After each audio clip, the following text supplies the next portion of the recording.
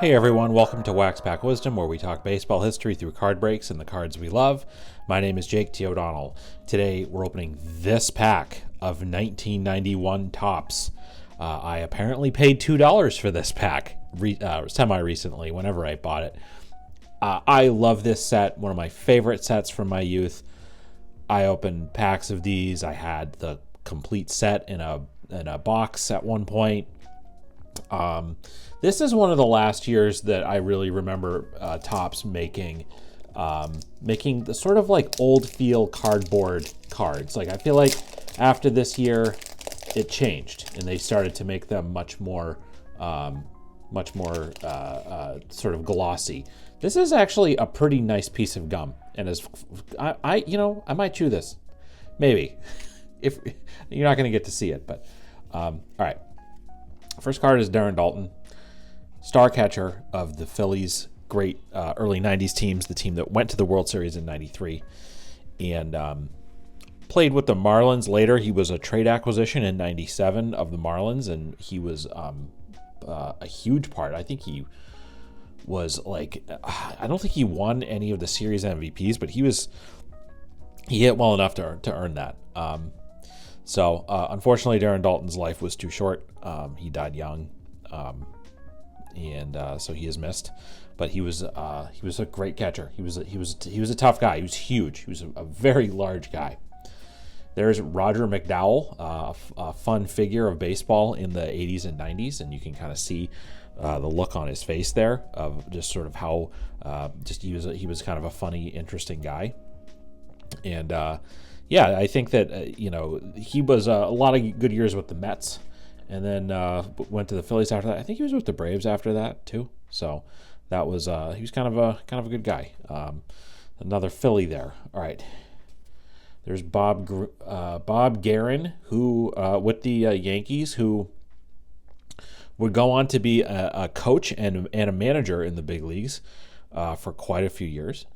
And he was a good. I don't know how much of him as a player. I don't think he was a particularly amazing player. You can kind of see there, back of the card, a lot of years in the minors, and toiled. One really good year there in the mid '80s, playing for Springfield. Don't know what Springfield that was. No word if he ever played for Shelbyville, and. Yeah, he ends up being a manager in the big leagues later on. I think with the A's, right? A few other teams too, and you see him in dugouts. I think he's with the the Dodgers as a bench coach for Dave Roberts at a certain point. Okay, Greg Caderet with the Yankees. Caderet, you can see him pitching left-handed there, lefty, maybe a lefty reliever. I don't really know a lot about him. So we started this pack with two Phillies and then two Yankees. And then we're going back to the Phillies again here with Dickie Thon, who I must have a million Dickie Thon cards from when I was a kid. A shortstop infielder, kind of eventually ceded that role. I don't really know that he was there around the 93 time frame. All right, here's a big name. Orel Hershiser. Orel Hershiser at this point is one of the best pitchers in Major League Baseball. He is the ace of the 1988 Dodgers. You see there 267 innings. He had a 59 inning scoreless streak. I believe it was that year. Might have been 89. No, I think it was 88. 23 wins that year. I believe is the Cy Young winner. 15 complete games. 8 shutouts. Again, had a 59 inning scoreless inning streak, which is the all-time record, at least the modern day record. I have a feeling that's a record that will never be broken. And not a Hall of Fame pitcher, Hershiser. He goes on. He pitches with the Indians too, and has a great career. And is a broadcaster still today with the Dodgers. I think a few other teams. He was with ESPN for a while, and he was a spectacular pitcher. And again, the ace of the 1988 world champion Dodgers team. There's Kevin Brown with the Rangers. Now, this is early in the career of Kevin Brown, not a rookie card. He had been around for a few years. It was with the Rangers. He ends up, really breaking into the rotation in '89. I would ask people to go and look at Kevin Brown's career numbers and compare them to some of the guys that are in the Hall of Fame and tell me what you think. Because Kevin Brown, this might be shocking to people, he has a legitimate Hall of Fame case. He is no longer on the ballot to be elected by the baseball writers. It would have to be by the Veterans Committee. I doubt that he ever gets in, but statistically, his numbers are favorable to some guys that are in. Take a look at that and leave a comment. Let us know if you think Kevin Brown deserves at least consideration for the Baseball Hall of Fame. I would be interested to hear what people's thoughts are on that. All right, there's an instant win game. Here's Bob Kipper, who pitched in the big leagues in the 80s and 90s. Bob Kipper is a minor league coach in the Boston Red Sox system. He has been a coach in the Red Sox minor league system for decades. He was, as of last year, he was the pitching coach for the Greenville Drive. We interviewed on the Pesky Report Christopher Troy, who talked about working with Bob Kipper. I'm actually not positive that Kipper is still in the organization. There have been a lot of changes in the Red Sox organization, but again, Bob Kipper is an example of a guy who was pitched in the big leagues, played in the big leagues for a long time, and then stayed in the game as a coach.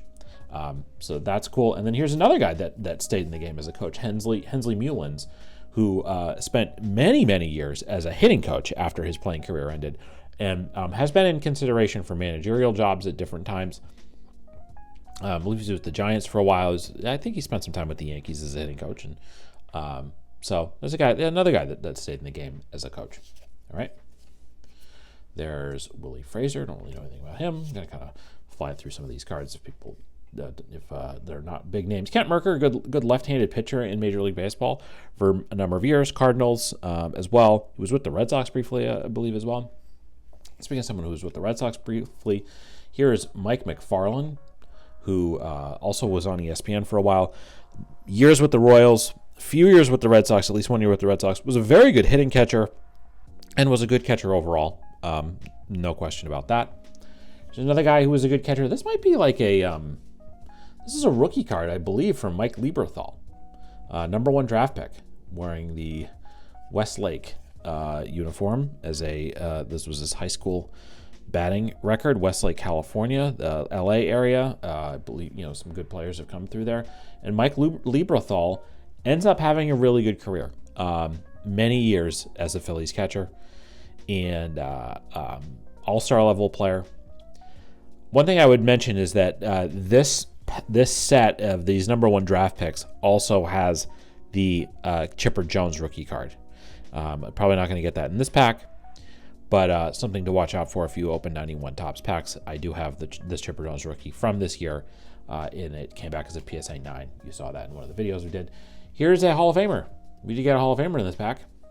Harold Baines. This card, I have this card. I remember having it as a kid. So Baines ends up spending some years with the A's, at least a couple of years after he had spent so many years with the White Sox, a couple of years with the Rangers. Kind of bounces around. More years with the White Sox. I think goes back to the Rangers again too. He's with the Orioles for a bit. We've talked about Harold Baines a lot on this channel. Hall of Famer. Is he totally deserving? I don't know. It doesn't take away the fact that he was a very good hitter and the kind of guy you want on your team. And we're going to finish this with Francisco Cabrera, catcher. He is involved in one of the bigger plays in baseball history when he gets the hit at the end of the 92 NLCS to drive in Sid Bream and win in Game 7. That's what the only thing really he's known for was that play. So, all right, so I was gonna finish with Hershiser, but since we pulled a Hall of Famer in the back, we got to finish with Harold Baines right there. So that's going to do it for this edition of Waxback Wisdom. Tell us what you thought of this break. What's your favorite card we pulled today? Do you have a story about one of the players in this pack? Leave us a comment and let us know. We'd love to hear it. If you enjoyed this video, we invite you to give it a like and subscribe to our channel so you don't miss any of our Waxpack Wisdom content. In the video description, you can find links to where you can follow Waxpack Wisdom on all social media channels. You'll also find a link to a list of our favorite nonprofits and charities. If you enjoyed this video, please consider a donation to one of those organizations. It would mean a lot to us. Thanks very much for watching, and we'll see you next time on Waxpack Wisdom. Take care.